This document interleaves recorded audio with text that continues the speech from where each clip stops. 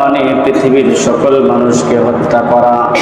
আল্লাহ বলেন, মান কাতালা নাফসান বিগাইরি নাফসিন আও ফাসাদিন ফিল আরদি ফাকান্নামা কাতালান নাসা জামিআ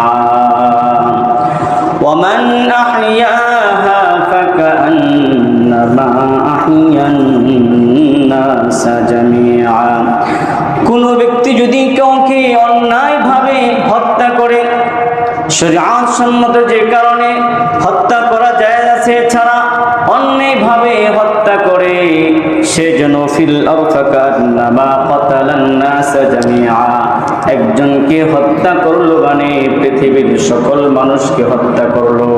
ওয়া মান আহইয়াহা ফাকান্নামা আহইয়ান নাস জামিআ, একজনকে